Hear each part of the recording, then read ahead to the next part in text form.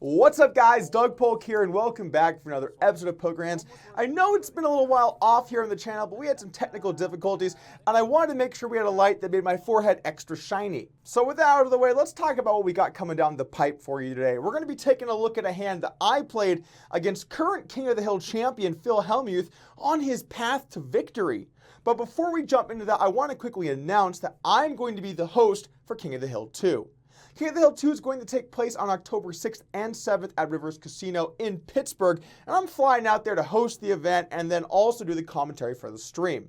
This time around, our contestants have changed slightly. Of course, Phil Hellmuth is back as our current champion, but we have three new challengers stepping up to the plate. First up, a person a lot of you guys might know, especially if you're over on Twitch, Parker Talbot, aka Tonka, aka Team Never Lucky, is going to be joining the tournament to try and take down the belt. Our next contestant coming in to compete for the belt is Olivier Bousquet. Now, Bousquet has a background in heads-up sit-and-goes, which should make him the favorite here in this event. But maybe he doesn't have the same live skills as someone like, say, Phil Hellmuth. It's going to be interesting to see how that matches up. One thing's for sure, this guy's played by far the most heads-up sit-and-goes, so it'll be interesting to see if he can take that and turn it into a win. Our final contestant is a man known for his online tournament prowess, live mixed game skills, and his ability to slow roll people even in trivial pots. I'm of course talking about Sean Deeb, who will enter looking to take the belt down. I will say this, if he gets a chance to slow roll our current champion Phil Hellmuth, you know he's going to take it, and that could make for some good TV. If you guys are interested in seeing who will match up in the first round, we're doing a Facebook live stream over at Doug Polk Poker. I am going to be drawing to see who will match up in the first round. Will we get Phil Hellmuth, Sean Deeb, and get our slow rolling on nice and early? We're going to find out. Head over to Facebook and check it out. All right, so with that out of the way, let's go ahead and jump into this hand played between me and Phil Hellmuth from the first King of the Hill.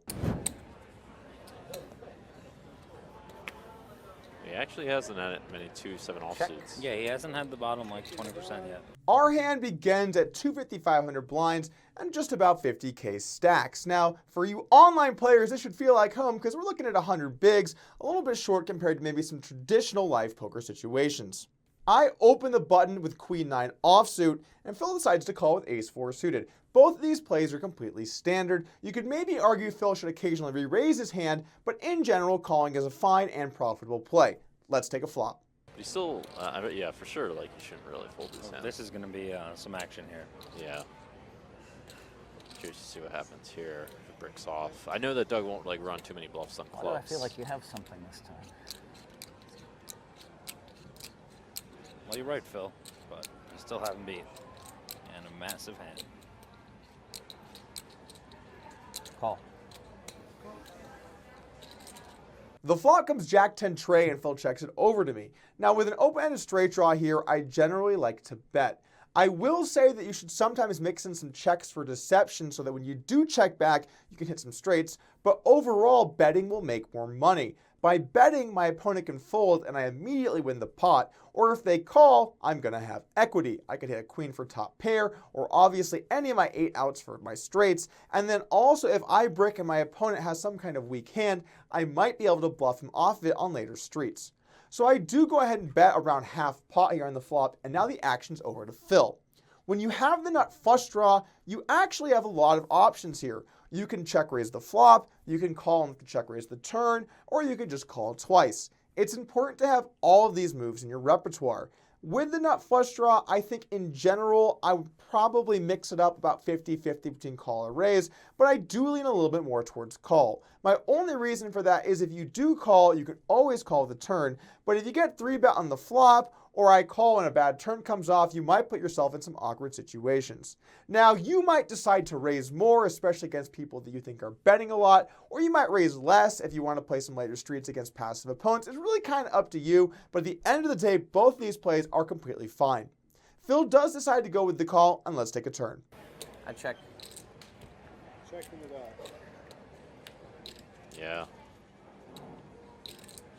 I mean, definitely, I'd be shocked if Doug just runs it here. Yeah. The turn comes the deuce of clubs, giving Phil Hellmuth the nuts. He checks it to me, and now I've got kind of a bad spot with Queen 9. If I had a hand with a club, I could consider barreling because it's less likely my opponent has a flush. But I actually have a red queen and a red 9. These are two cards I want Phil Hellmuth to have. If he has one of these cards, he's likely on a straight draw, and those are hands that would fold to a turn bluff. So Queen 9 is one of the worst hands you can use to try and bluff the turn. Because of that, I check back. And there's one last thing too about it. If I do hit my straight, I want the pot to be smaller so it's less likely that I'm beat. If I bet and he calls, it gets a bit more dicey when the river comes an 8 or a king. Sure, I can still value bet, but now my opponent's range is stronger. When you have weaker draws, it makes sense to play them a little more conservatively, oftentimes in spots like this. Anyway, I check it back, and let's take a river. I think he's going to slow down without a club. Yeah. Oh, no. Oh, no. I think Phil's going to go for a little 3,200 here. Ooh. Those turned out to be a good play and was a good play. What sizing do you like from Doug here? 3/4 pot. Doug wants to, I mean, definitely he wants to bet a normal size, especially versus Phil. He wants to also rep some Jack X type hands that are vulnerable to check raises because his range is quite capped. And then Phil's gonna cooler Doug here probably. I think he's going to go so small, like 7,000 or 7,500. Yeah, well, He just wants to get called so bad. I mean, it's like one of those spots where Doug's just gonna pay it off every time if he gets to that size. Like going big? Well, that's going to find a way to let Doug fold. God damn it.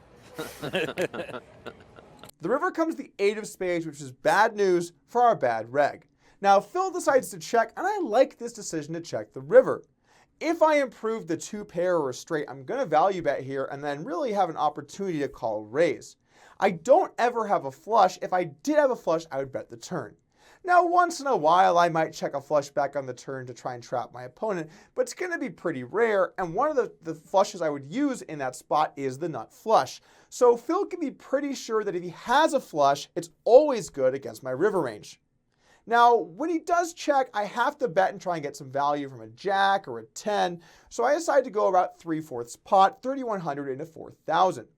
In spots like this, I'm going to have a few weak jacks to try and get some value. I'm going to have a few hands, like maybe an occasional hand like ace 10, although I might check that back on the river. But I'll also have some 2 pairs. A hand like jack 8 or deuce 8, not too likely, but certainly possible holdings.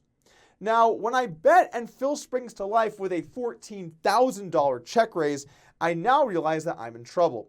Here's the problem. Let's just think about this from Phil's perspective. Let's say that Phil knows I don't have a flush. Well, if he has a hand like Queen 9 himself on the river, he knows he's almost never going to be beat. That means if you're in a spot on this river with a hand like Queen 9, you can absolutely go for the check raise. You know you're not behind, and if your opponent does bet and has a hand like 2 pair or a straight, you're at least chopping or beating all of those holdings. The only problem would be if you're playing someone who likes to get real trappy with their strong hands, then sure, maybe you can't, but in general, people will bet their flushes on the turn to try and make more money in a bigger pot. So when Phil check raises me, it's not really a great situation. Because of how big he made it, I don't think it's too likely he would have a straight. Possible, but pretty unlikely. He's basically saying he has a flush or nothing. Now, a way that Phil could balance out his strategy here is, let's say he has a hand like ace 3 with the ace of clubs. A hand that could have shown down, but when he faces a bet, now he's worried he's not good. Well, he could take that hand and also check raise big like this, and he'll know I don't have the nut flush draw because he'll have the ace of clubs. Now, I know Phil does have the nut flush here, but the question is, how do you find good bluffs within your range in Phil's spot? Now, back to my decision, I'm really not loving it. You know, I have to be right about 1 in 3 times to call here profitably. If I was playing against a standard regular, I would snap call because this is really one of the top hands I can have in my range. I can have an occasional flush, but again, not many, and if I'm only going to call my trapped flushes, I'm almost always folding. Queen 9, 9-7, 2 pairs, a jack, those are all hands I would be folding. I would basically always fold, especially if my opponent had the ace of clubs. So against good players, when you hit straights in these situations, you generally have to call. Now, it's also important to say that it's better to call in these spots when you do have a club. If you have a club, it's less likely your opponent has a flush. So if I had Queen 9 or 9-7 with a club, those would be truly phenomenal hands to call with. Here's the problem. those are hands I'm likely going to bet the turn. For some of those same reasons I checked Queen 9 the turn, I might look to bet with Queen 9 or 9-7 with a club. At the end of the day, when your opponent raises you on the river and you have a hand that's close to the top of your range and your opponent's size isn't completely ridiculous, you're going to have to just call and hope to see the bluff. Now I know what you guys are thinking. Doug, Phil's a nit. He never bluffs. Why would you pay off someone that just simply won't ever bluff? The guy only value bets. I've never seen him bluff in my life. No chance, ever, never, ever would bluff. What about that, Doug? Do you think about that? God, Hellmuth might be thinking something suicidal. He is. 130. Oh God, that's it. He's all in. Wow. I like Strong this played play. hand by Phil, yeah. I like this play. Phil finally bets 22 grand. Should get an Academy Award for that one. I'm all in. Wow. Phil raises 45,000 more. To recap, Phil has nothing. 40,000. Wow. Oh. I know Phil never makes a big bet on the river unless he has it. That's the thing. God damn it. How much is that?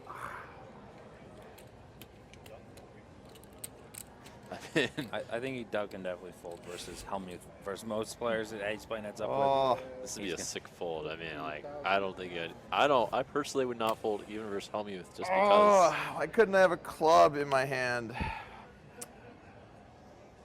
How much did he make it? with 11,000 more. I think it's a really easy fold. Here is, you might think I have like 2 pair or something. Do you have a flush, Phil? Yeah. I have it. Now look, I know Phil Hellmuth is a bit more conservative than many players, but here's the thing about the way I approach poker. I never underestimate anyone. If I think someone is a new player or someone is a certain type of player, I might make some small adjustments, but I don't just fold everything because I have one read, I'm going with it no matter what. That's how you set yourself up to get owned. So try and make sure that you play fundamentally sound poker and make some small adjustments if you have to, but don't get caught in the trap of thinking that you can never or always call someone. Play good poker, look at the math, and eventually you're going to get the money. Now I want to hear from you guys. Who do you think is going to win King of the Hill 2? Will Phil Hellmuth repeat as champion? Will math prevail and Olivier Bousquet takes it down? Will Team Never Lucky get a little bit lucky? And will Deeb slow roll his way to the top? Who do you guys think will win? Leave a comment below and head over to Twitter, Doug Polk Poker, and vote to see who you guys think will become the champion. Thanks again for joining me today. I'll see you guys on Facebook for the live stream. And as always, remember to hit that subscribe button.